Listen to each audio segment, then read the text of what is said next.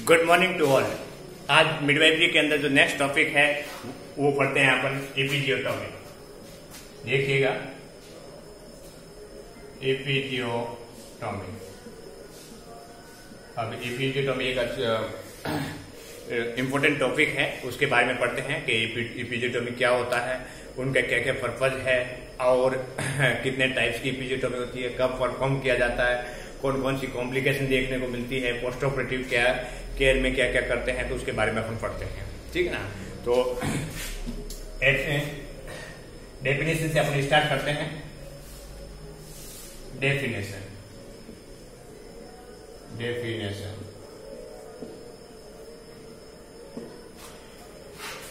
की बात करें, ए surgical plan incision,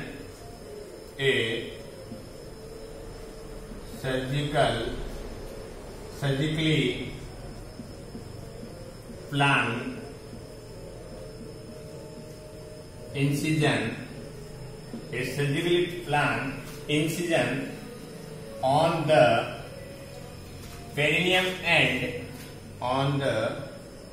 perineum and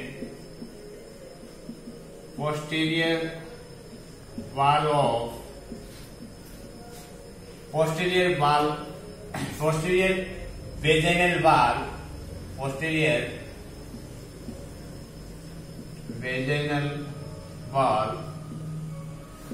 during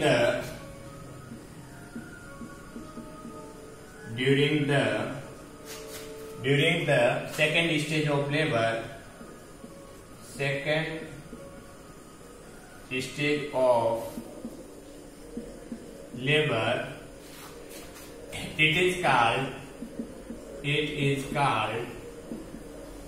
it is called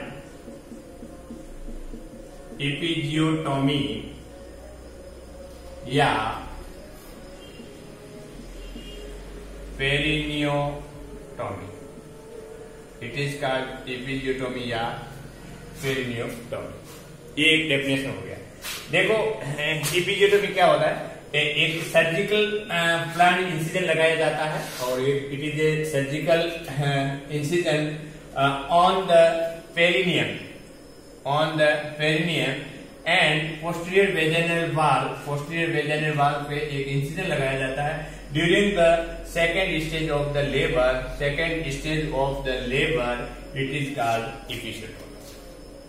अब देखते हैं कि ये episiotomy second stage of labour के दौरान करते हैं। तो उस कंडीशन के अंदर वेजाइना का जो ओपनिंग होता है उसको क्या करते हैं, इनलार्ज करने के लिए किया जाता है। तो यहाँ पे वहां पे वेजाइना के जो पेरिनियम एरिया है वहां पे क्या लगाया जाता है, इंसिजन लगाया जाता है। देख लीजिएगा कि सबसे पहले ये है अपने लेबिया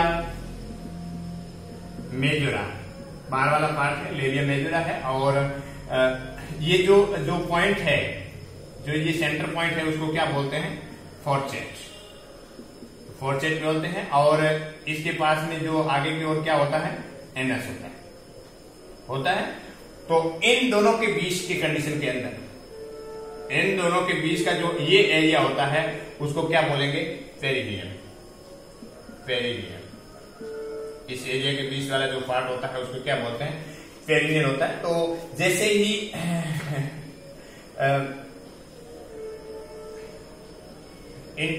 फिटस का बर्थ होता है या डिलीवरी होती है, तो उस कंडीशन के अंदर क्या होता है कि यहाँ पे वेजाइनल ओपनिंग को क्या है, बड़ा करने के लिए यहाँ पे एक इंसिजन लगाया जाता है। सर्जिकल प्रोसीजर द्वारा एक सीजर लगाया जाता है, एपिजियोटॉमी सीजर के द्वारा, और वो पेरिनियम एरिया पे यहाँ पे लगाया जाता है।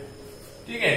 तो उस कंडीशन के अंदर ये वाला एरिया होता है, इसके बीच में इंसिजन लगाया जाता है, तो उसको बोलते हैं एपिजियोटॉमी। और ये जो इंसिजन लगाया जाता है वो कब लगाया जाता है, सेकेंड स्टेज ऑफ लेबर। जिस कंडीशन के अंदर जो क्राउनिंग होती है, जैसे बच्चे का जो हेड है वो विजिबल होता है, तो उस कंडीशन के अंदर वहां पे इंसिजन लगाते हैं और वेजाइनल ओपनिंग को क्या करते हैं, इनलार्ज करते हैं और उसमें फिटस का डिलीवरी करवाते हैं। तो ये होता है एपिजियोटॉमी की definition. So it is a surgical planned incision on the perineum and posterior vaginal wall during the second stage of labor. It is called episiotomy या perineotomy. ठीक, इसके बाद में स्टार्ट करते हैं पर्पज ऑफ द इपिजियोटोमी। इनकी क्या पर्पज है, इपिजियोटोमी क्यों करते हैं, किस कारण से करते हैं, तो उसके बारे में अपन पढ़ते हैं। पर्पज या objective of इपिजियोटोमी।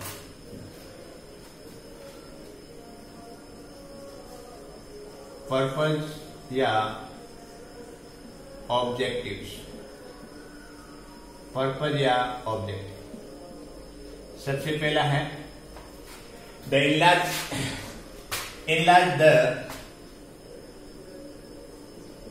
The enlarge vaginal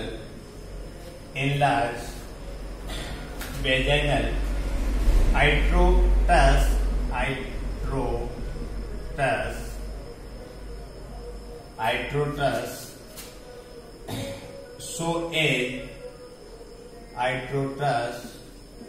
so as to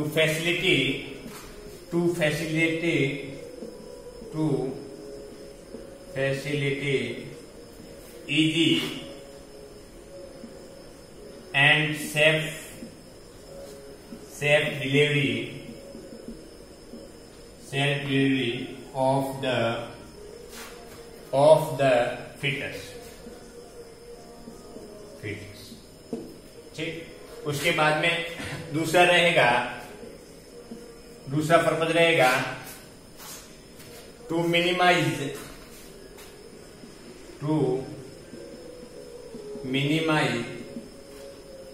over stretching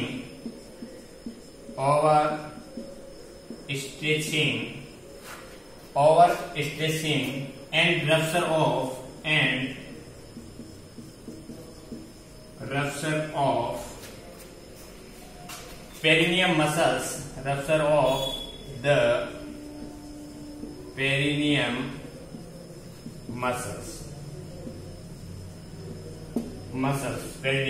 muscles, ठीक है। उसके बाद में है कंट्रोल इंसिजन। तीसरा पर्पज क्या है, कंट्रोल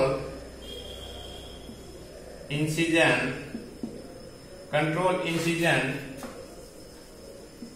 easy to repair। और उसके बाद में फोर्थ नंबर पे है टू रिड्यूस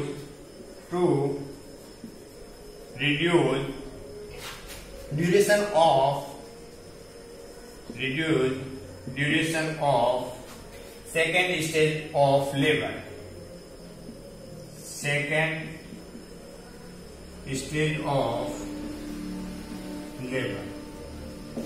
तो ये इनका हो गया पर्पज या उद्देश्य हो गया। एक थोड़ा पढ़ लेते हैं, लिख लीजिएगा तब तक।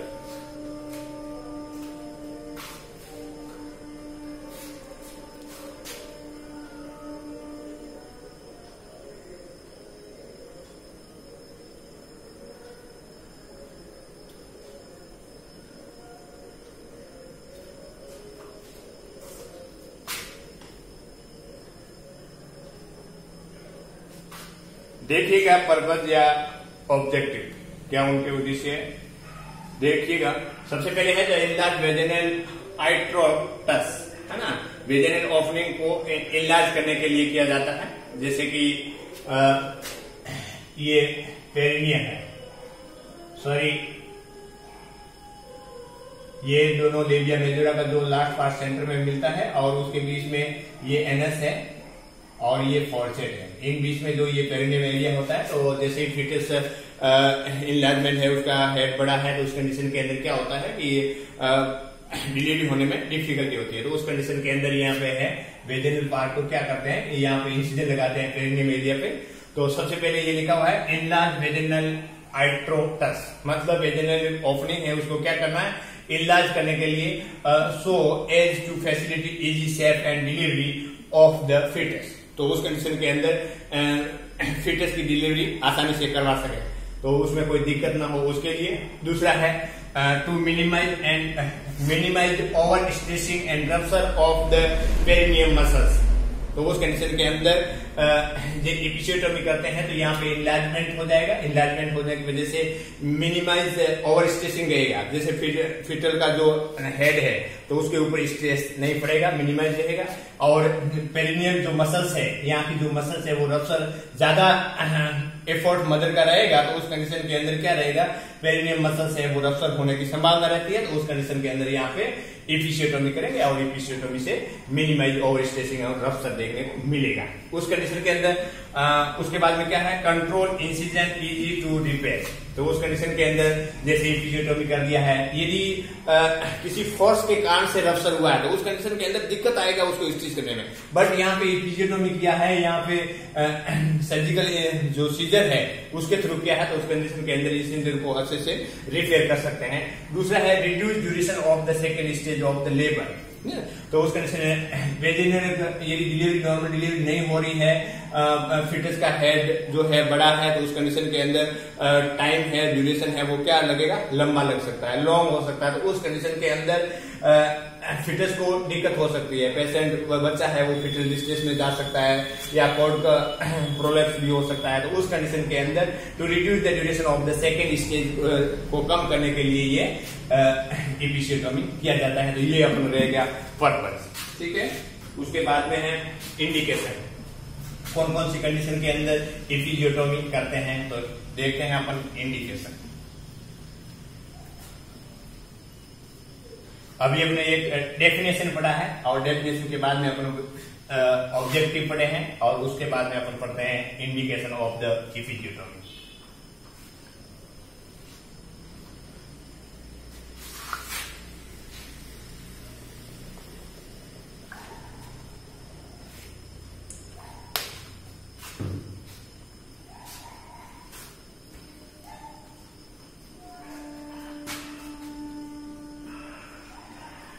इंडिकेशन, इंडिकेशन की बात करें कि किस किस कंडीशन के अंदर एपिसियोटोमी करना चाहिए, ठीक है। तो उस कंडीशन के अंदर सबसे पहले रहेगा प्री टर्म डिलीवरी, पहला रहेगा pre term delivery, pre term delivery. उसके बाद में दूसरा रहेगा, दूसरा देखिएगा उसके इन इलास्टिक या रिजिड पेरिनियम, इन इलास्टिक या रिजिड पेरिनियम, रिजिड पेरिनियम वो रहेगा big size of baby.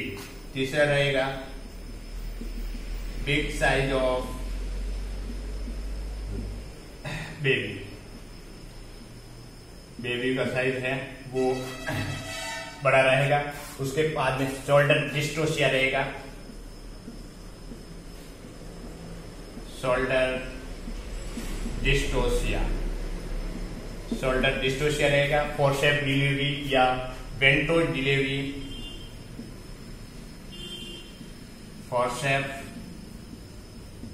Delivery या वेंटोज डिलीवरी। उसके बाद में रहेगा प्रीवियस पेरिनियल सर्जरी या previous perineum surgery. Previous perineal surgery हुआ है तो उस कंडीशन के अंदर हुआ ये करेंगे। उसके बाद में है माल प्रेजेंटेशन,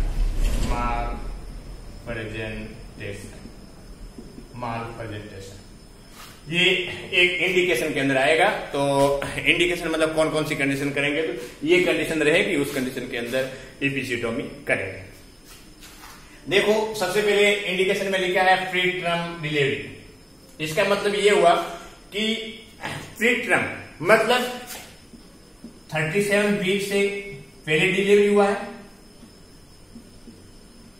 जब 37 से पहले डिलीवरी हुआ है उस कंडीशन के अंदर अपन बोल सकते हैं कि प्रीमेच्योर बेबी हो सकता है। अब जब प्रीमेच्योर बेबी होगा तो उस कंडीशन के अंदर वो डिलीवरी हो रहा है तो सेकंड स्टेज के अंदर जो क्राउनिंग हो रहा है उस कंडीशन के अंदर वहां पे यदि इफिशियोटोमी नहीं करेंगे तो उस कंडीशन के अंदर जो हेड है वो इमेच्योर है। इमेच्योर होने की वजह से वहां पे क्या प्रेशर ज्यादा पड़ेगा, जब ज्यादा प्रेशर पड़ेगा तो उस कंडीशन के अंदर क्या होगा, फिटस के अंदर एक कंडीशन देखने को मिलेगी कैपुट सुसेडेनम, कैपुट सुसेडेनम, कैपुट सुसेडेनम, है ना। उसका मतलब ये है कि उस कंडीशन के अंदर स्वेलिंग देखने को मिलेगा। जो जैसे बच्चे के हेड के ऊपर प्रेशर पड़ेगा, मदर का भी उस साइड से फोर्स रहेगा, उस साइड में वेजिनल ओपनिंग भी कम है और उस साइड से बच्चा का जो है इमेच्योर है। उस कंडीशन के अंदर जो कपाल के ऊपर प्रेशर पड़ेगा और जिसकी वजह से क्या है, स्वेलिंग रहेगा, हेड के अंदर स्वेलिंग देखने को मिलेगी। कैपुट सुसेडेनम रहेगा मतलब स्वेलिंग इन द हेड, है ना। तो उस कंडीशन के हेड में स्वेलिंग देखने को मिलेगा। उसके बाद में दूसरा है इलास्टिक या रिगिड पेरिनियम। मान लीजिए क्या ये फोर्सेट है और ये पेरिनियम है, ये पेरिनियम वाला ऑप्शन है, ये एनस है। तो यहां पे जैसे ही इनइलास्टिक या रिगिड पेरिनियम है तो जैसे ही उस कंडीशन के अंदर पेरिनियम का इनलार्जमेंट होना चाहिए तो उस कंडीशन के अंदर नहीं हो पा रहा है, या पेरिनियम की जो साइज है वो ठीक है, उस कंडीशन के अंदर जो वेजिनल ओपनिंग है वो कम होगी। तो उस कंडीशन के अंदर क्या करेंगे, तो उस कंडीशन के अंदर भी डिफिकल्टी आएगी, तो इस कंडीशन के अंदर भी इफिशियोटोमी करेंगे। उसके बाद में है big size of the baby, big size of the baby. जैसे कि आपने देखा होगा कि a person is suffering from the diabetes mellitus, gestational के अंदर डायबिटीज मेलाइटिस होता है, तो उस कंडीशन के अंदर बेबी का साइज क्या रहेगा, बड़ा रहेगा। तो उस कंडीशन के अंदर big size of the baby है, उस पर जो बेबी का हेड है वो बड़ा है, तो उस कंडीशन के अंदर यहाँ पे उस कंडीशन के अंदर क्या होगा, वेजिनल डिलीवरी करवाते हैं तो उस कंडीशन के अंदर क्या करवाना पड़ेगा, इपिजियोटोमी करवाना पड़ेगा। जैसे कि नॉर्मल जो वेट होता है वो कितना होता है, 2.5 से 3.5 kg, बट उस कंडीशन के अंदर big size of the baby है, इसका मतलब है वेट 4 kg या 4 kg से भी ज्यादा है, जिसको एक मेडिकल टर्म के अंदर बात करें तो मैक्रोसोमिया बोलेंगे।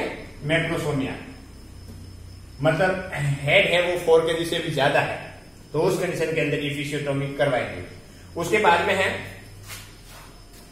शोल्डर डिस्ट्रोसिया, शोल्डर डिस्ट्रोसिया मतलब शोल्डर का मतलब कंधा, तो डिस्ट्रोसिया, शोल्डर डिस्ट्रोसिया का मतलब हुआ है कि जैसे ही डिलीवरी हो रही है उस कंडीशन के अंदर शोल्डर है जो पेल्विक पार्ट के अंदर फंस जाता है ना। डिस्ट्रोसिया मतलब एबनॉर्मल कंडीशन हो गई है, जो पेल्विक ब्रीम है, पेल्विक ब्रीम है उसके अंदर जो है ये क्या हो जाएगा, शोल्डर है वो फंस जाएगा।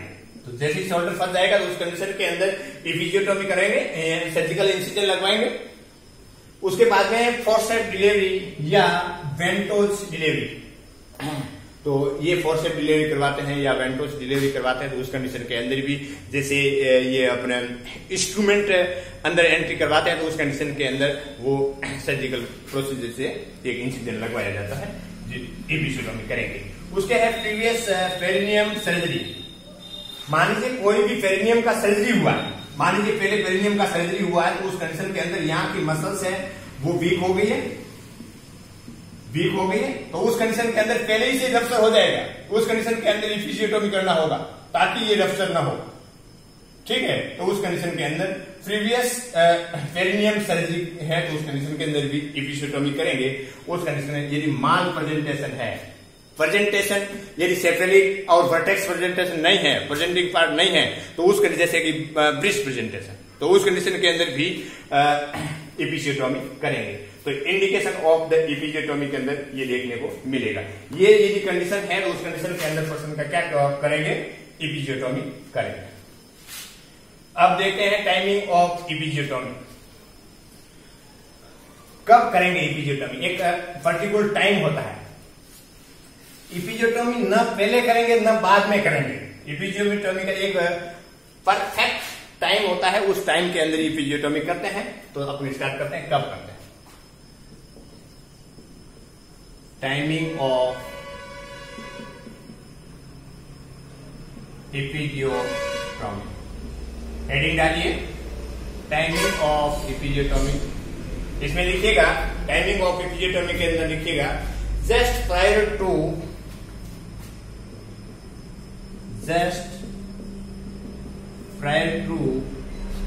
crowning,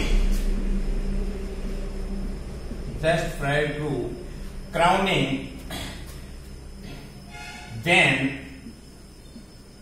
3 to 4 centimeter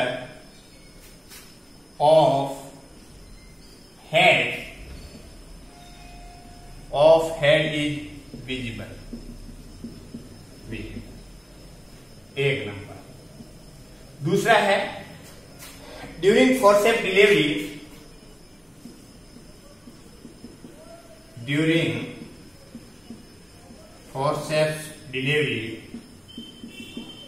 यदि फोर्सेप्स डिलीवरी करवा रहे हैं तो उस कंडीशन के अंदर just after application of blade,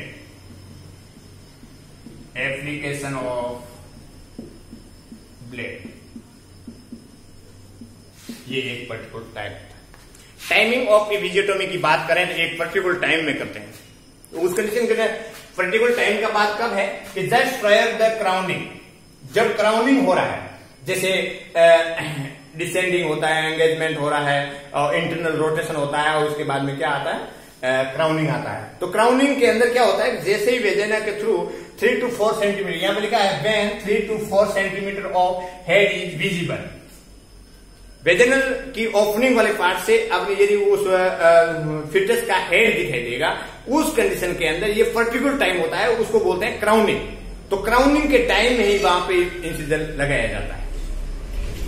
तो एक पर्टिकुलर न पहले न बाद में एक क्राउनिंग हो रहा है, उस कंडीशन के अंदर 3 to 4 सेंटीमीटर हेड का डायमीटर दिखाई दे रहा है, तो उस कंडीशन के अंदर वहां पे इपिजियोटॉमी करेंगे। या during forceps delivery just after application of blade, जैसे ही फोर्सेप्स डिलीवरी करवा रहे हैं तो उस कंडीशन के अंदर ब्लेड है जो अंदर एंट्री करवाएंगे, फोर्सेप्स के इंस्ट्रूमेंट अंदर एंट्री करवाएंगे, तो उस कंडीशन के अंदर जैसे ही एंट्री करवाया उसके बाद में इपिजियोटॉमी करेंगे। तो ये दो जो टाइमिंग है उसको अपन ध्यान से रखना है। उसके बाद में है अपन बात करते हैं टाइप्स ऑफ द इपिजियोटॉमी। इपिजियोटॉमी के कितने टाइप्स होते हैं, ये सबसे इंपॉर्टेंट होते हैं। देखिएगा टाइप्स की बात करें, टाइप्स ऑफ इपिजियोटॉमी, टाइप्स ऑफ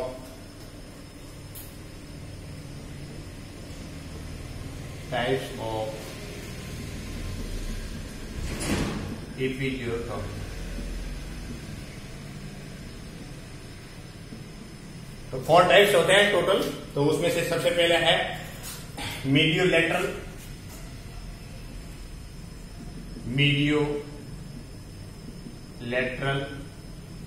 दूसरा है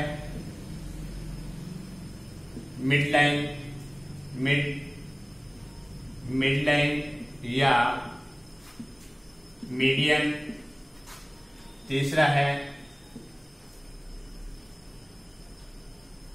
लेटरल और चौथे नंबर पे है जे शेप्ड इपिजियोटॉमी। अब देखते हैं ये टाइप्स होते हैं मीडियोलैटरल या मिडलाइन या मीडियन, लेटरल और जे शेप्ड। अब देखते हैं एक बेसिक परफोरेशन के अकॉर्डिंग अपन समझते हैं कि ये क्या होता है। अकॉर्डिंग नाम के अकॉर्डिंग है, तो सबसे पहले अपन इनको एक की पॉइंट के अकॉर्डिंग देखें तो अपन देखिएगा कि ये जो लेबिया मेजोरा और माइनोरा वाला पार्ट है, बाहर वाला कौन सा है, मेजोरा वाला पार्ट है, और दोनों साइड की जो मेजोरा वाला पार्ट यदि जहां पे मिलता है उसको क्या बोलते हैं, फोरसेट। और इन फोरसेट के नीचे वाले पार्ट के अंदर नीचे जस्ट सामने क्या होता है, एनस। NS होता है। तो अब देखिएगा जो इपिजियोटोमी करते हैं तो इनके बीच के कंडीशन के अंदर एक ये जो एरिया होता है उसको बोलते हैं पेरिनियम पार्ट बोलते हैं। तो इसके अंदर ये इपिजियोटोमी करेंगे या इस एरिया के बीच में ही करेंगे। तो अब देखते हैं कि उसके देखो यहां पे लिखा हुआ है मीडियोलैटरल मतलब कि यहां पे जो दोनों सेंटर वाला पार्ट है, सेंटर ऑफ द फॉर्सेट, सबसे पहले वाला लेते हैं, सेंटर ऑफ द फॉर्सेट लेते हैं। ये फॉर्सेट हो गया और ये एनस हो गया। सबसे पहले है मीडियोलैटरल, इसका मतलब है कि फॉर्सेट का जो सेंटर वाला पार्ट है, मीडियम पार्ट है, वहां से लेकर के एक लैटरल में लगाएंगे, इंसिजन लगाएंगे। और ये इंसिजन कितना लगवाएंगे? 2.5 सेंटीमीटर डाउनवर्ड ये लगाएंगे। तो ये हो गया मीडियोलैटरल। ठीक है। दूसरा है मिडलाइन या मीडियम। तो ये जो सेंटर ऑफ द फॉर्सेट है और ये एनस है, ये इस बीच के जो पेरिनियम है तो उसमें इंसिजन लगा रहे हैं। तो मिडलाइन मतलब इसके मिडलाइन के अंदर यहां पे लगाएंगे, 2.5 सेंटीमीटर इंसिजन लगवाएंगे इसके मिडलाइन। ठीक है। उसके बाद में तीसरा है लैटरल। अब लेटरल लिखा हुआ है, लेटरल इपिजियोटोमी। तो उस कंडीशन के अंदर यहां पे क्या करते हैं कि ये सेंट्रल ऑफ द फॉर्सेट है, ये फॉर्सेट से 1 सेंटीमीटर अवे, मतलब 1 सेंटीमीटर अवे, ये देखो यहां पे 1 सेंटीमीटर, ये 1 सेंटीमीटर दूर, इस सेंटर ऑफ द फॉर्सेट से 1 सेंटीमीटर दूर उसमें लगाएंगे। मान लीजिए ये 1 सेंटीमीटर यहां पर हो गया। तो ऐसा तो कोई नहीं है कि वहां पर इंसिडेंट होता है, एक आइडियल मानना है, और आइडियल माना है कि 1 सेंटीमीटर दूर है। तो इस कंडीशन के अंदर यहां पे 1 सेंटीमीटर हो गया और उसके बाद 1 सेंटीमीटर होने के बाद में यहां से एक इंसिजन लगाएंगे, स्ट्रेट इंसिजन लगाएंगे सेंटर ऑफ द फॉर्सेट से 1 सेंटीमीटर दूर 2.5 सेंटीमीटर इंसिजन लगाएंगे। ये राइट या लेफ्ट अकॉर्डिंग टू जो गायनेकोलॉजिस्ट होता है या जो डॉक्टर होते हैं तो वो जो बोलेंगे उसके अकॉर्डिंग या राइट में लगा सकते हैं या लेफ्ट में, इस साइड है या इस साइड। वो हो गया लेटरल। और उसके बाद में जे सेप के अंदर क्या करेंगे? जे सेप इपिजियोटोमी के अंदर करेंगे कि यहां पे 1.25 सेंटीमीटर या नीचे मिडलाइन के अंदर लगाएंगे और उसके बाद में क्या करेंगे? ऐसे लेटरल साइड में लगाएंगे। ठीक है ना, इसको घुमा देंगे। तो ये एक जो आकार हो गया वो कैसे हो गया? जे सेप हो गया। तो उसको बोलते हैं जे सेप इपिजियोटोमी। अब देखते हैं इसका एक एक को उठाते हैं और उसके बारे में देखते हैं कि कैसे करते हैं। बेसिक मैंने आपको की पॉइंट दिखाया है। सबसे पहले है मीडियोलैटरल।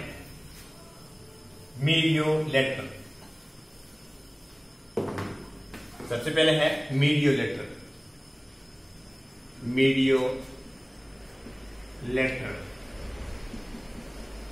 इपिजियोटोमी। मीडियोलैटरल इपिजियोटोमी जिसके अंदर लिखिएगा, थोड़ा पानी पी लेते हैं।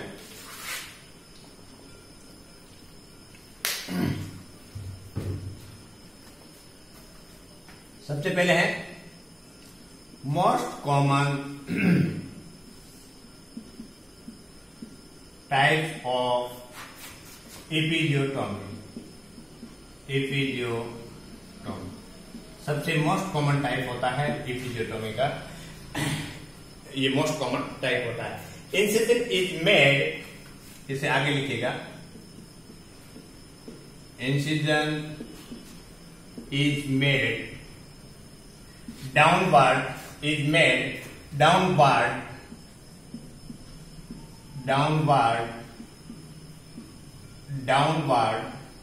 of incision is made of downward and outward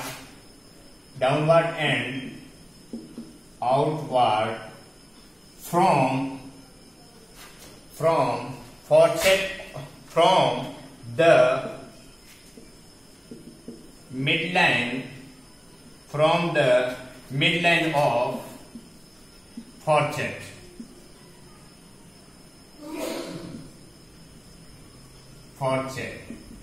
midline of the fourchette. उसके बाद में लिखिएगा 2.5 सेंटीमीटर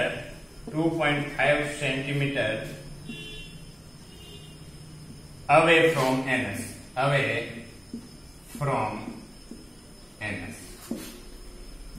बिटवीन द, बस इतने लिखिएगा, ठीक है। तो अब देखो इसके अंदर क्या लिखाया हुआ है। सबसे पहले मीडियो लेटरल है, तो इसमें लिखा है मोस्ट कॉमन टाइप है। देखिएगा, सबसे पहले एक फिंगर बनाते हैं, उसके बाद में ये वाला पार्ट एरिया है जो पेरिनियम होता है, और ये क्या है, यहां पे है एनस, और ये क्या है, फॉरसेट। अब यहाँ पे क्या लिखा हुआ है, the most common type of the episiotomy है, मोस्ट कॉमन टाइप से ये किया जाता है, और incision is made downward and outward from the mid line of the fourchette. Mid line या मिड पॉइंट है ना, mid point of the fourchette. तो mid point of the fourchette का मतलब हुआ ये मिड पॉइंट है, तो इस मिड पॉइंट से क्या बोल रहा है, डाउनवर्ड एंड आउटवर्ड। डाउनवर्ड मतलब नीचे की ओर और बाहर की ओर, ये लगे नीचे की ओर और बाहर की ओर, ये है डाउनवर्ड एंड आउटवर्ड। इसके अंदर लगाएंगे, और ये जो इंसिजन लगाएंगे वो कितना लगाएंगे, 2.5 सेंटीमीटर। 2.5 सेंटीमीटर का एक इंसिजन लगाएंगे, तो ये हो गया मीडियो लेटरल एपिसियोटोमी, ठीक है ना। इसमें ब्लड लॉस होता है, वो बहुत ज्यादा ही होता है, बट ये मोस्ट कॉमन रूप से इसको किया जाता है, क्योंकि इसमें इंसिजन लगाने में आसानी रहती है, इसके कारण, ठीक है ना। तो ये है मीडियो लेटरल एपिसियोटोमी। दूसरा है mid line.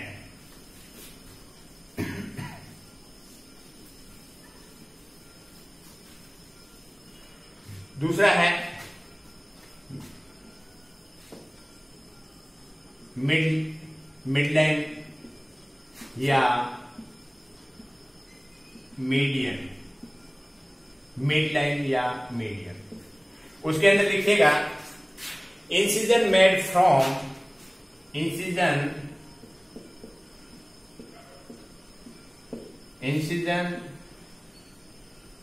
Made from centre of फॉरसेट,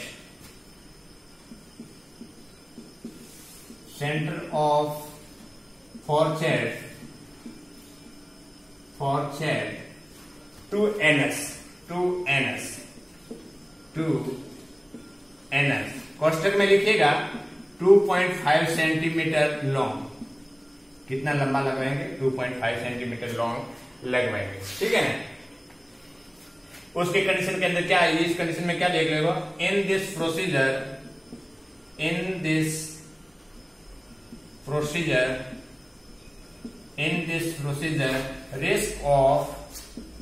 risk of injury to anal sphincter, anal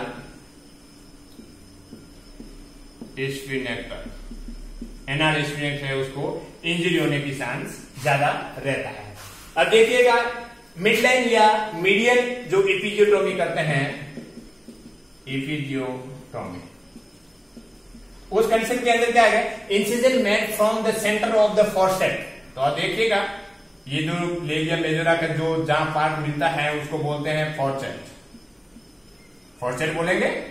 उसके बाद में इसके पैरेलल होता है नीचे की ओर एनस, ये हो गया मान लीजिए एनस, और उसके बाद में क्या बोला है, centre of the fourchette to anus. तो ये है सेंटर ऑफ फॉरसेट और ये एनस है, इसके बीच में ये लगाएंगे, इंसिजन लगाएंगे 2.5 सेंटीमीटर लॉन्ग, ये लगाएंगे। तो यहां से इस बीच के अंदर जो ये इंसिजन लगाते हैं वो बोलते हैं मिड लाइन या मीडियन एपिसियोटोमी कहलाता है, ठीक है ना। 2.5 सेंटीमीटर का लगाते हैं। इस कंडीशन के अंदर एक प्रॉब्लम यह है कि in this procedure risk of injury to anal sphincter, यहाँ का एनाल का स्पिनेक्टर है, वहां पे क्या होता है, इंजरी होने के चांसेस रहते हैं। यदि एक्सटेंशन ऑफ द इंसिजन, यदि इंसिजन एक्सटेंड हो रहा है, बढ़ रहा है, या कोई सीजन ज्यादा थोड़ा लग गया है 2.5 सेंटीमीटर से, वहां पे कोई ऐसा तो नहीं है इंसी टेप होता है, एक आइडियल इंसिजन लगाया जाता है। तो उस कंडीशन के अंदर एनल स्पिनेक्टर के अंदर इंजरी होने के चांस होता है। बट ये भी सेकंड मोस्ट कॉमन एपिजियोटोमी करते हैं, ठीक है ना। सबसे पहले है मीडियो लेटरल और सेकंड है ये मिड लाइन एपिजियोटोमी, ठीक है। उसके बाद में तीसरा है, बात करते हैं lateral episiotomy. Lateral episiotomy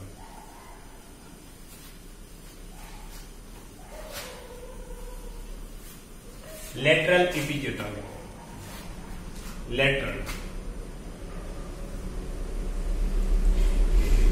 lateral episiotomy. अब देखिए लेटरल एपिजियोटोमी के अंदर क्या करते हैं, incision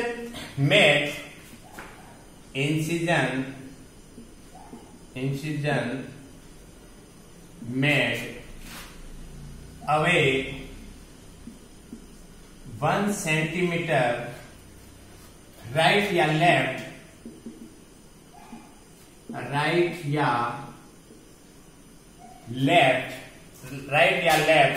side from centre of fourchette centre of the fourchette. उस कंडीशन के अंदर क्या होगा, the risk of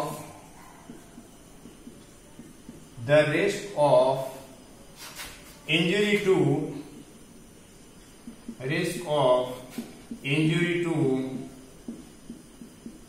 बार्थोलियन gland. Lateral के अंदर कौन सी ग्लैंड होती है, बार्थोलियन ग्लैंड होती है, उसके अंदर रप्चर या इंजरी होने की चांसेस रहता है, ठीक है। देखते हैं लेटरल एपिजियोटोमी के अंदर मैंने इसमें क्या लिखा हुआ है कि ये दोनों फोरसेट, ये लेबिया मेजोरा और माइनोरा का जो पोस्टीरियर वेजिना के बाद में जो मिलते हैं उसको बोलते हैं फोरसेट, ठीक है। उस कंडीशन के अंदर इसके पैरेलल में क्या होता है, एनस। और यहां पे लेटरल बात क्या है, तो इसमें लिखा हुआ है incision made away 1 centimetre right या left side from centre of the fourchette. इसका मतलब ये हुआ कि ये फोरसेट का जो मिड पॉइंट है उससे 1 सेंटीमीटर अवे, मतलब दूर है ना, 1 सेंटीमीटर दूर। इसमें लिखा है राइट या लेफ्ट, ये इधर भी हो सकता है या इधर भी हो सकता है। ये इस साइड में भी इंसिजन लगा सकते हैं और इस साइड में भी लगा सकते हैं, लेटरल साइड। तो इसका मतलब है कि सेंटर ऑफ द फोरसेट से 1 सेंटीमीटर ऊपर, तो इसका मतलब है कि ये यहां पे हो गया, या इस साइड में है तो यहां पे हो गया। राइट या लेफ्ट की बात करें, यदि इस साइड में लगा रहे हैं, राइट साइड में लगा रहे हैं, तो यहां से सिर्फ नीचे लगाएंगे, स्ट्रेट डाउनवर्ड यहां पे लगाएंगे, जो इंसिजन लगाएंगे, या इस साइड में लगाएंगे तो यहां पे भी स्ट्रेट डाउनवर्ड। ये लेटरल वाला हो गया। और ये भी कितना लगाएंगे,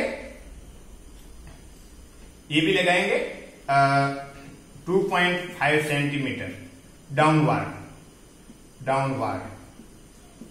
लगाएंगे। अब मेरे कहने का मतलब ये हुआ कि लेबिया मेजोरा और माइनोरा का जो लास्ट पार्ट मिलता है उसको फोरसेट बोलते हैं। फोरसेट का जो सेंट्रल पार्ट होता है उससे ऊपर 1 सेंटीमीटर एक इंडिकेट पॉइंट होता है, और वहां से 2.5 सेंटीमीटर डाउनवर्ड एक इंसिजन लगाया जाता है, सीधा लगाया जाता है, ठीक है ना। ये राइट साइड में भी हो सकता है, लेफ्ट साइड के अंदर भी हो सकता है, उसको बोलते हैं लेटरल एपिजियोटोमी। उस कंडीशन के अंदर risk of the injury to Bartholin glands, यदि यहाँ लेफ्ट साइड में क्या होती है, बार्थोलियन ग्लैंड होती है, तो जैसे इसको इंजुरी होने की संभावना रहती है, ठीक है। उसके बाद में अपने स्टार्ट करते हैं जे शेप्ड एपिजियोटोमी, और ये बहुत रेयर केस के अंदर किया जाता है, बहुत कम कंडीशन के अंदर किया जाता है।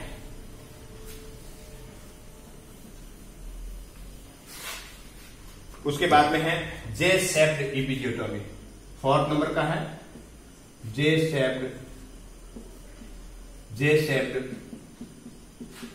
एपिजियोटोमी। जे शेप्ड एपिजियोटोमी, इस कंडीशन के अंदर क्या लगाएंगे, incision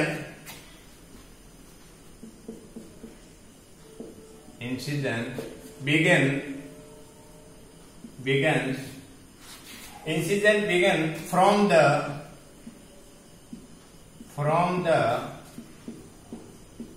center of forehead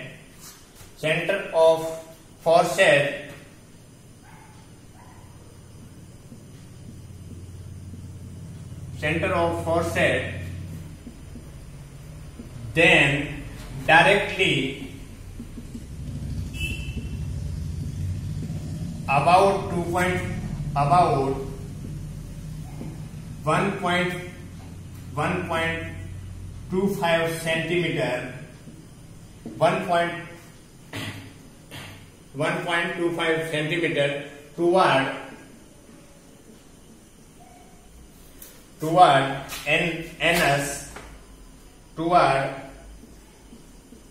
anus, then downward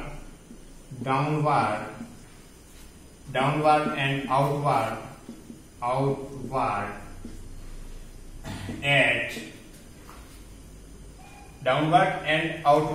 at 5 या 7 o'clock position,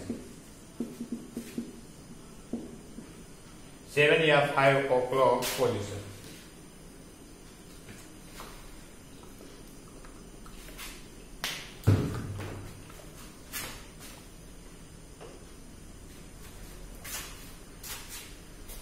देखिएगा क्या लिखा हुआ इसमें, incision began from the centre of the fourchette. अब हम बनाते हैं यहां पे, ये देखिएगा यहां पे ये फोरसेट है, centre of the fourchette, then directly about 1.2 centimetre toward anus. इसका मतलब है डायरेक्टली ये है एनस की तरफ क्या करेंगे, मिड पॉइंट से, ये जो है यहां पे ये एनएस है, इसको डायरेक्टली 1.2 सेंटीमीटर या इंसिजन यहां पे लगाएंगे एस, 1.25 सेंटीमीटर डायरेक्टली एनएस की तरह लगाएंगे. ठीक है, उसके बाद directly about the 1.25 centimetre toward the anus, then downward and outward. अब देखिए देखो, देन डाउनवर्ड नीचे और आउट बाहर की तरफ, downward and outward at 5 to 7 o'clock of position. अब देखिएगा यहां पे डाउनवर्ड और आउटवर्ड लिखा है, जैसे पहले तो 1.25 सेंटीमीटर डायरेक्टली एनएस की तरह लगाएंगे, उसके बाद में इसको अपन बोल सकते हैं mid point, but mid point के अंदर, मिड लाइन के अंदर कितना लगा रहे थे, 2.5 सेंटीमीटर. यदि जे शेप है उस कंडीशन के अंदर कितना लगाएंगे, 1.25 सेंटीमीटर लगाएंगे. उसके बाद में क्या करेंगे, ये डाउनवर्ड एंड आउटवर्ड करेंगे. तो ये जो पोजीशन यहां से होगी, पहले तो ऐसे किया, उसके बाद में ऐसे किया, तो ये कैसा शेप हो गया, जे शेप हो गया. या उसमें लिखा हुआ है एट 5 या 6 o'clock पोजीशन. इसकी बात करें तो मान लीजिए ये फोरसेट है, ये क्या एनएस है. अब मान लीजिए यदि एनएस वाले पार्ट को अपन घड़ी की जो पोजीशन है उसको आपने 6 मान लेते हैं, ये 6 हो गया, ये 3 हो गया, ये 9 हो गया, है ना. यदि एनएस वाले पॉइंट को यदि 6 मान लेते हैं तो या इस साइड होगा तो क्या होगा 7, और इस साइड होगा तो कितना होगा 5.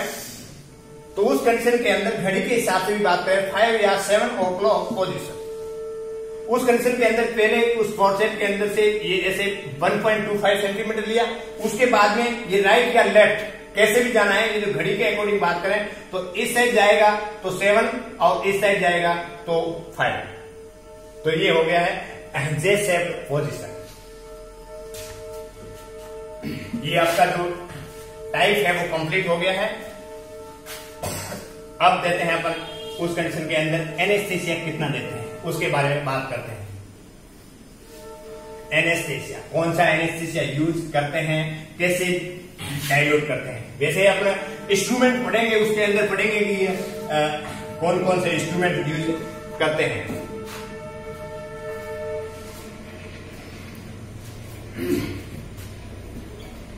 एनेस्थीसिया, नेक्स्ट हेडिंग है एनेस्थीसिया.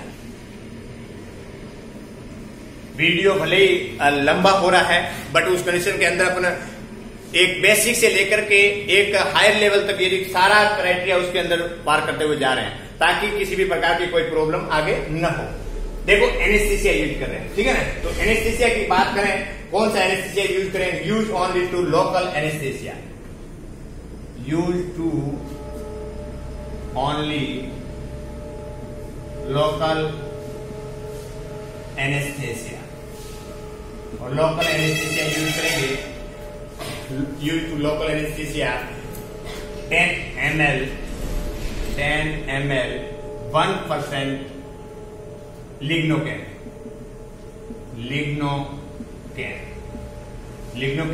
लेते हैं। और यूज टू लोकल एनेस्थीसिया जिसको क्या बोलते हैं? प्यूटेंडल एनेस्थीसिया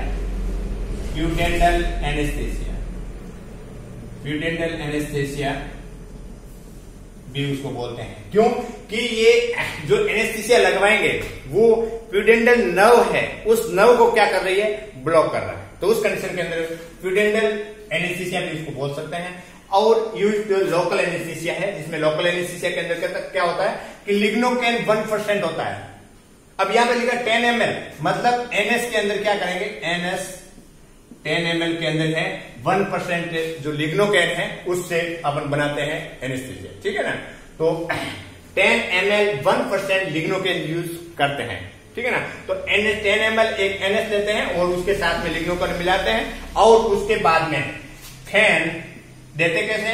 फैन वाइज मैनुअल, मतलब एनेस्थीसिया देने का एक तरीका होता है कि ये पेरिनियल एरिया है, तो उस कंडीशन के अंदर ऐसे करके ये देंगे, ठीक है, ऐसे घुमाते हुए देंगे। तो थोड़ा ऐसे यहाँ पे पेरिनियल एरिया है, वहां पे पुश करेंगे, एक फैन वाइज मैनुअल के अकॉर्डिंग इस एनेस्थीसिया को इंसर्ट कर रहे हैं। तो ये हो गया एनेस्थीसिया। उसके बाद में है टाइम ऑफ रिपेयरिंग, मतलब सुसर को कैसे किस टाइम में रिपेयर करते हैं, है ना। सुसरिंग कब लगाते हैं? टाइम ऑफ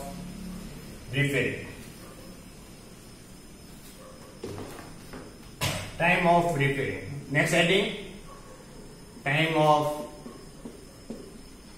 रिपेयर, मतलब एपिसियोटोमी कर लिया, और एपिसियोटोमी किया और उसके बाद में उसको सुसरिंग भी करना है, तो टाइम ऑफ रिपेयरिंग। तो उस कंडीशन के अंदर टाइम ऑफ रिपेयरिंग कब करेंगे? तो जस्ट आफ्टर प्लेसेंटा एक्सप्लोशन,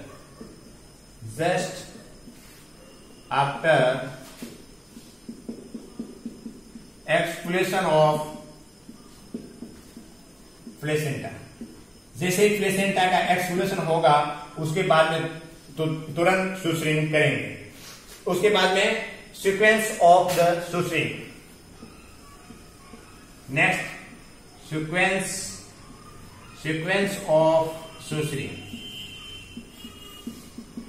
मतलब सुसर जो ये हेडिंग डालिएगा। Next sequence of the suturing, मतलब सुसरिंग कैसे करते हैं। जैसे एपिसियोटोमी किया है तो उसके अंदर बहुत सारी लेयर होती है, तो उस लेयर को, कौन सी लेयर को पहले सुसर करना है या स्टिच लगाना है, तो उसमें देखते हैं। सीक्वेंस ऑफ द सुसरिंग, वेजाइनल सबसे पहले क्या लेंगे? वेजाइनल म्यूकोसा, सबसे पहले है वेजाइनल म्यूकोसा को पहले करेंगे, सुसर करेंगे। वेजाइनल म्यूकोसा के बाद में है पेरिनियम मसल्स, उसके बाद में करेंगे पेरिनियम मसल्स को करेंगे, और उसके बाद में करेंगे skin and subcutaneous tissue, skin and subcutaneous tissue. सबसे पहले ये सीक्वेंस के अकॉर्डिंग होता है, ठीक है ना। तो जैसे वेजाइनल म्यूकोसा हो गया सबसे पहले, उसके बाद में करेंगे पेरिनियम मसल्स को लेंगे, और उसके बाद में स्किन एंड सबक्यूटेनियस जो टिश्यू है तो उसको सीक्वेंस वाइज सुसरिंग करेंगे। उसके बाद में है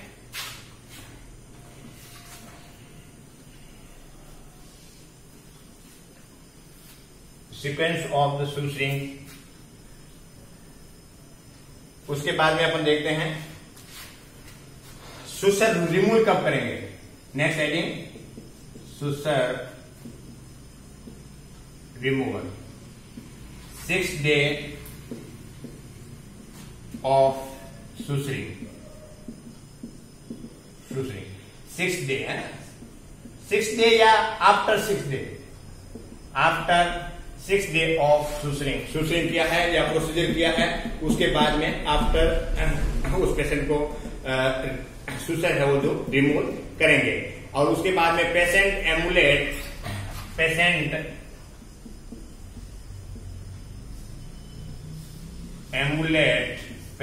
एमुलेट 24 hours later than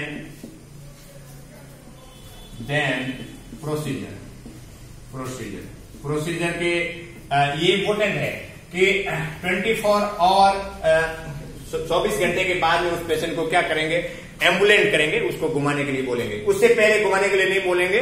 यदि उसको मूवमेंट करना है तो रोल ओवर मूवमेंट करेंगे, roll over movement, roll over movement. यदि उस कंडीशन के अंदर मूवमेंट किया, एम्बुलेंट हुए, तो उस कंडीशन के अंदर जो पेरिनियल पे जो स्टिच लगाए हुए हैं वो क्या हो जाएगा, रप्चर हो जाएगा। तो उस कंडीशन के अंदर पूरा बॉडी को यदि मूवमेंट करना है तो पूरा रोल ओवर होगा, एक साइड में होगा, उसके बाद एक साइड होगा, उसके बाद 24 घंटे के बाद में उसको मूवमेंट करवाया जा सकता है। ठीक है, उसके बाद में है पोस्ट ऑपरेटिव केयर। अब पोस्ट ऑपरेटिव केयर क्या है, पोस्ट ऑपरेटिव केयर। उसके बाद में अपन पढ़ेंगे कॉम्प्लिकेशन, और कॉम्प्लिकेशन के बाद में अपन पढ़ेंगे instrument use in the episiotomy या एपिसियोटोमी ट्रे। ठीक है, तो पोस्ट ऑपरेटिव केयर की बात करें, पोस्ट ऑपरेटिव केयर मतलब कि सारा एपिसियोटोमी हो गया, सुसरिंग हो गया, तो उस कंडीशन के अंदर बाद में क्या केयर करेंगे, तो सबसे पहले करेंगे ड्रेसिंग।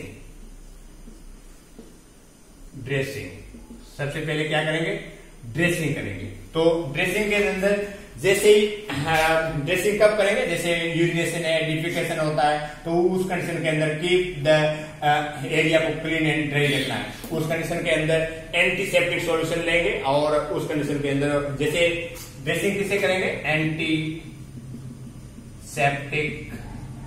सॉल्यूशन, एंटीसेप्टिक सॉल्यूशन जिसे पोविडिन या आयोडीन, एंटीसेप्टिक सॉल्यूशन लेंगे, और उसके बाद में क्या करेंगे,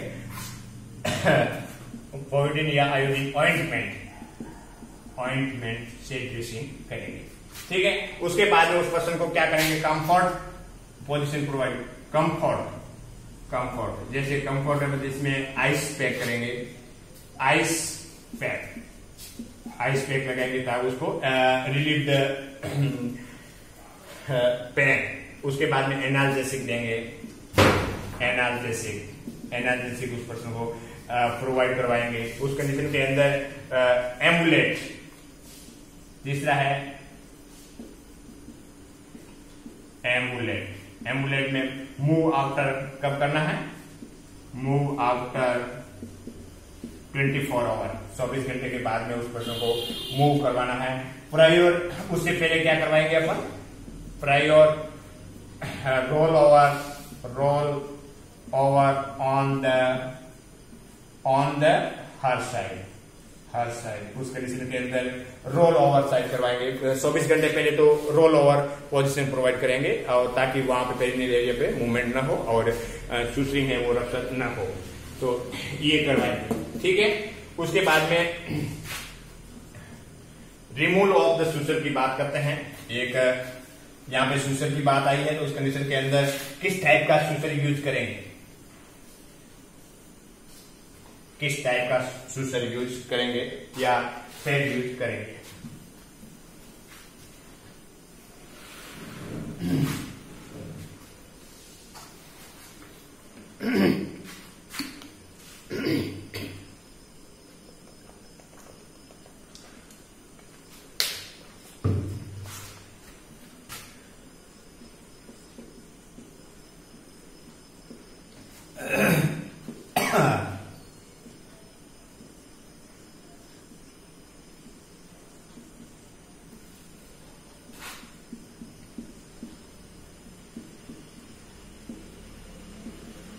देखिएगा कि सुसर की कंडीशन बात करें या सुसरिंग करते हैं तो उस कंडीशन के अंदर कौन सा धागा यूज करते हैं। तो धागे दो प्रकार के आते हैं, इसमें एब्जॉर्बेबल होता है और नॉन एब्जॉर्बेबल होता है।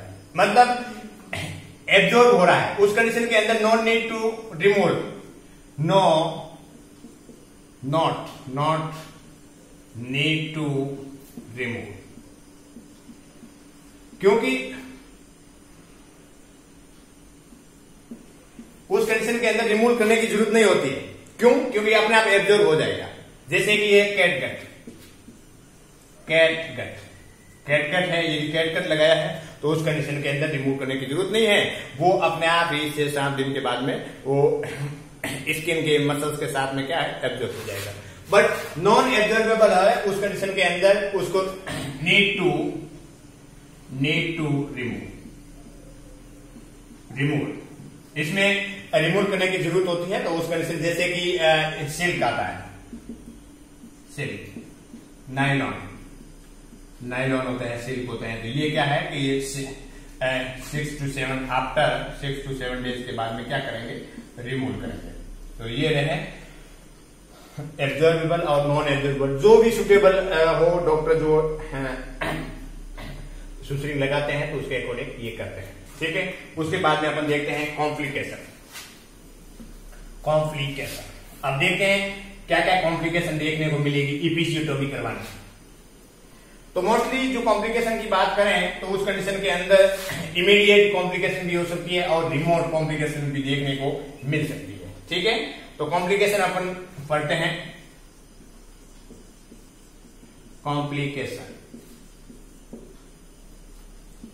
कॉम्प्लिकेशन के अंदर जब फर्स्ट की बात करें कौन कौन सी कॉम्प्लिकेशन होगा उस कंडीशन में tear of rupture muscles, tear of rupture muscles. दूसरा है extension of the incision, extension of the incision, extension of the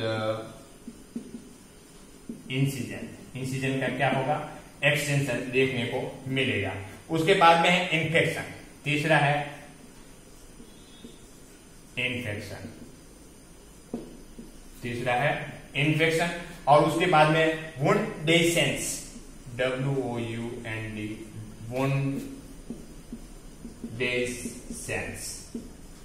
वुंडेसेंस देखने को मिलेगा। उसके बाद में injury to anal sphincter, injury to anal sphincter, injury to anal sphincter. उसके बाद में 6 नंबर पे है tear of perineum during labour of second delivery के अंदर भी पेरिनियम का रप्चर होने के चांस रहेगा। उस कंडीशन के अंदर बाद में रहेगा डिस्पेरेयूनिया देखने को मिलेगा। उसके बाद में है chance of perineal laceration, chance of perineal laceration होने के चांसेस रहते हैं। और उसके बाद में है स्कार एंडोमेट्रियोसिस, स्कार एंडोमेट्रियोसिस का क्या रहेगा स्कार देखने को मिलेगा। अब देखते हैं एक एक को इनको समझते हैं। ये कंडीशन के अंदर इसकी कॉम्प्लिकेशन देखने को मिलती है। देखो लिखा हुआ है टीयर ऑफ रप्चर मसल्स, मतलब कि मसल्स है उसका क्या हो सकता है रप्चर हो सकता है, फट सकती है। क्योंकि इपिसियोटोमी करते हैं तो उस कंडीशन के अंदर ये कॉम्प्लिकेशन देखने को मिलेगी। ठीक है, रप्चर मसल्स का है रप्चर हो सकता है, फट सकती है उस कंडीशन के अंदर। दूसरा है एक्सटेंशन ऑफ द इंसिजन, मान लीजिए कि इंसिजन यहां पे लगाया है तो उस कंडीशन के अंदर ये एक्सटेंड जैसे इंसिजन लगाया है तो वो उसका आगे भी बढ़ सकता है, ये भी कॉम्प्लिकेशन के रूप से हो सकती है। असेप्टिक टेक्निक यूज करते हैं, ठीक है ना, तो उस कंडीशन के यदि ध्यान नहीं रखा और उस कंडीशन के अंदर सही ढंग से टेक्निक यूज नहीं किया, इंस्ट्रूमेंट ढंग से नहीं है, या क्लीन ढंग से नहीं किया तो उस कंडीशन के अंदर, या ड्रेसिंग ढंग से नहीं किया है तो उस कंडीशन के अंदर इन्फेक्शन होने की संभावना रहती है। उस कंडीशन के अंदर वुंड डेसेंट देखने को मिलेगा। मतलब वुंड डेसेंट का मतलब है कि प्रॉपर हीलिंग नहीं होगी, प्रॉपर इंसिजन साइड पे हीलिंग नहीं होगी, या इंसिजन क्या होगा, रप्चर हो जाएगा, टांके फट जाएंगे, है ना। तो यदि ढंग से नहीं हुआ, इन्फेक्शन हुआ है तो उस कंडीशन के अंदर क्या होगा, टांके हैं वो उसको क्लियर रूप से हीलिंग नहीं होगा और वहां से क्या है, जो रप्चर हो जाएगा, फट जाएंगे, ठीक है ना, टांके फट जाएंगे। उस कंडीशन के अंदर during the anal sphincter, injury to anal sphincter, यदि अपन कौन सा मीडियम या मिड लाइन कर रहे थे उस कंडीशन के अंदर तुरंत नीचे के आ रहा था, उसमें इंजुरी होने, एनाल स्पिनेक्टर की इंजुरी होने की संभावना रह रही थी। उसके बाद में मोस्ट इंपोर्टेंट है, ध्यान रखने योग्य बातें हैं, tear of perineum during the labour of second delivery. यदि फर्स्ट टाइम में डिलीवरी के टाइम में इपिजियोटोमी करवाया तो उस कंडीशन के अंदर मान लीजिए इपिजियोटोमी करवाया है तो यहाँ की जो इपिजियोटोमी किया है, इंसिजन लगाया है, वहां की मसल्स तो कमजोर होगी, वीक होगी।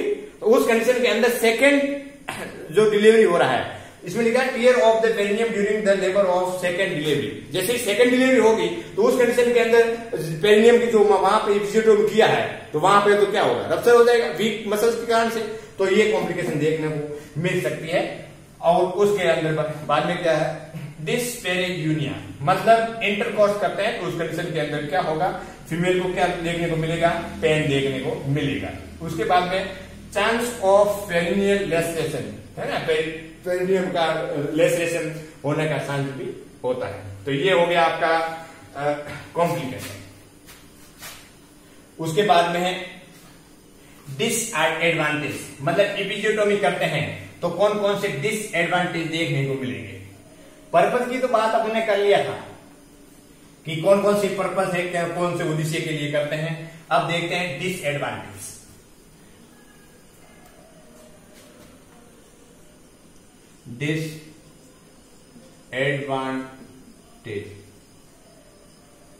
डिसएडवांटेज का मतलब हानियां, क्या हानि हो सकती है। सबसे पहले अपना ब्लड लॉस हो सकता है,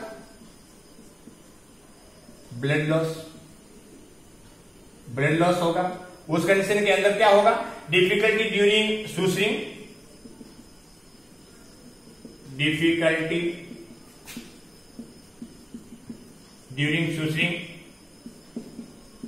सूसरिंग है, उस कंडीशन के अंदर डिफिकल्टी हो जाती। Painful and discomfort PPS, painful and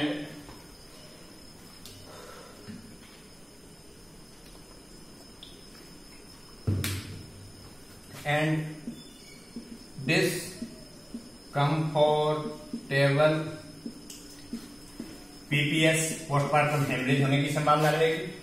और उसके बाद में है डिस्पेरेन्यूरिया देखने को मिलेगा, है ना, डिस्पेरेन्यूनिया इंटरकॉइट करते हैं उस कंडीशन के अंदर क्या देखने को मिलेगा, पेन देखने को मिलेगा। ये डिसएडवांटेज के अंदर आता है। जिस ब्लड लॉस होगा कि इपिजियोटोमी करते हैं तो उस कंडीशन के अंदर ब्लड लॉस आता है। डिफिकल्टी ड्यूरिंग सूसरिंग, जब सूसरिंग करते हैं तो उसमें वहां पे वो दिक्कत होती है। और painful and discomfort postmortem haemorrhage देखने को मिलता है और उस कंडीशन के अंदर डिस्पेरेन्यूरिया देखने को मिलेगा। ठीक है, ये अपने हो गया डिसएडवांटेज। अब है इंस्ट्रूमेंट या आर्टिकल। जैसे इपिजियोटोमी करते हैं तो उस कंडीशन के अंदर कौन कौन से इंस्ट्रूमेंट की रिक्वायरमेंट होगी उसके बारे में बात करते हैं। उसके बाद में हाउ टू परफॉर्म द इपिजियोटोमी, या इपिजियोटोमी के बाद में बेसिक बातें हैं उसके बारे में अपन बात करेंगे। देखते हैं इंस्ट्रूमेंट या आर्टिकल या इंस्ट्रूमेंट, आर्टिकल या इंस्ट्रूमेंट। तो सबसे पहले क्या इंस्ट्रूमेंट रहेगा, सबसे पहले रहेगा सीजर।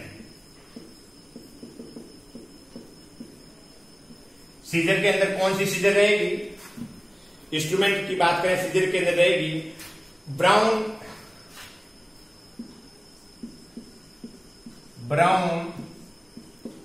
स्टेडलर एपिजियोटोमी सीजर, ये सीजर रहेगी। ठीक है।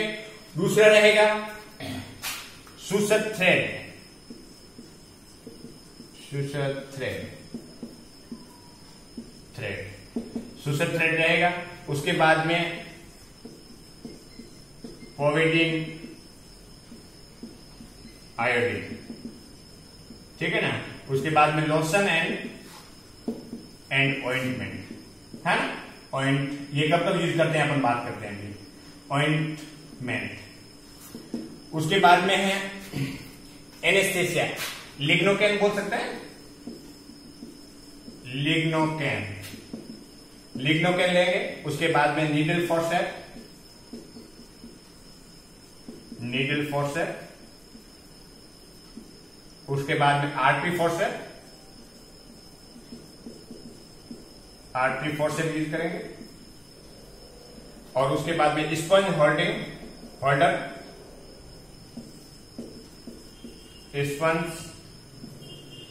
होल्डर, उसके बाद में कॉटन एंड गोज,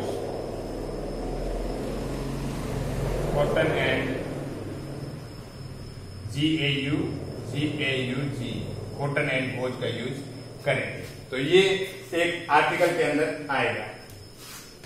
और कोई रह गया क्या?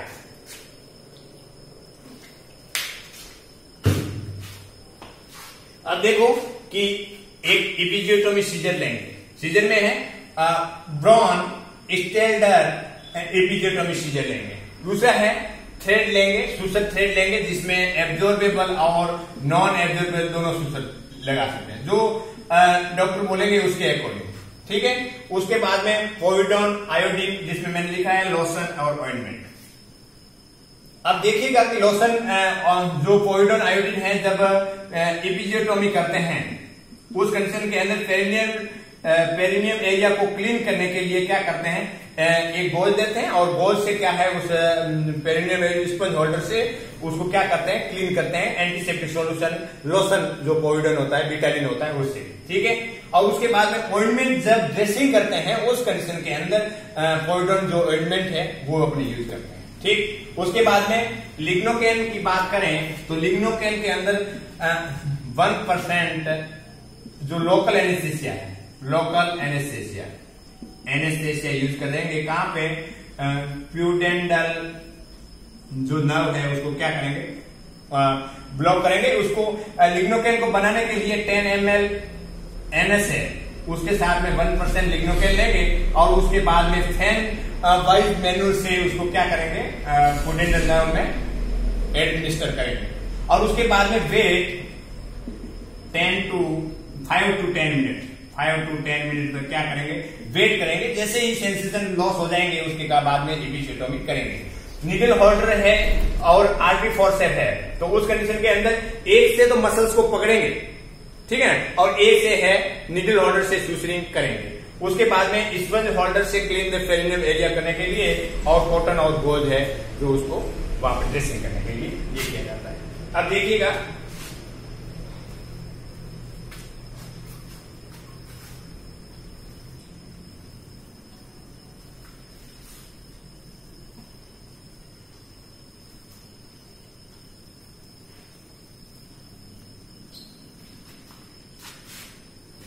Episiotomy, how to perform.